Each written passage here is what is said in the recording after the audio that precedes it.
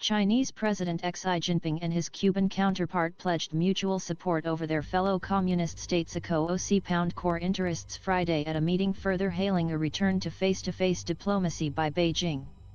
In comments to Miguel Diaz-Canel Bermudez, Xi said China hoped to strengthen coordination and cooperation in international and regional affairs with Cuba.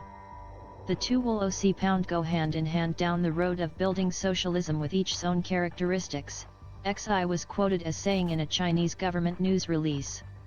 China generally defines core interests as the defense of its economic and political development aims, along with control over territory it claims, especially self-governing Taiwan. No specific issues or other countries were mentioned in the Chinese government news release. Diaz-Canel's visit is a further sign of how China is trying to jump-start its in-person diplomacy after a virtual shutdown of such exchanges during the pandemic.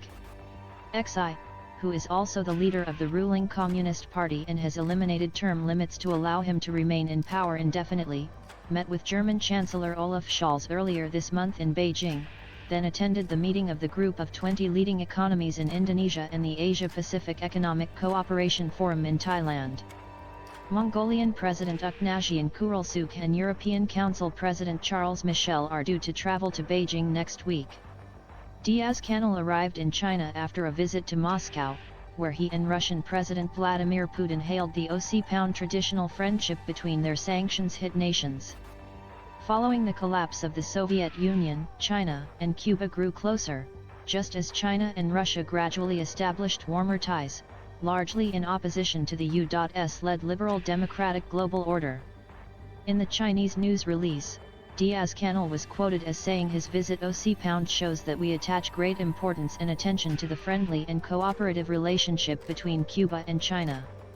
Cuba highly recognizes Xi's practical and theoretical contributions and we believe this is a real encouragement to all progressive forces in the world, he said. China is Cuba's second-largest trading partner after key oil producer Colombia, and has provided buses, locomotives, and other equipment for the island's drive to upgrade its decrepit infrastructure. Chinese firms have also invested in mineral extraction in Cuba, but on a limited scale.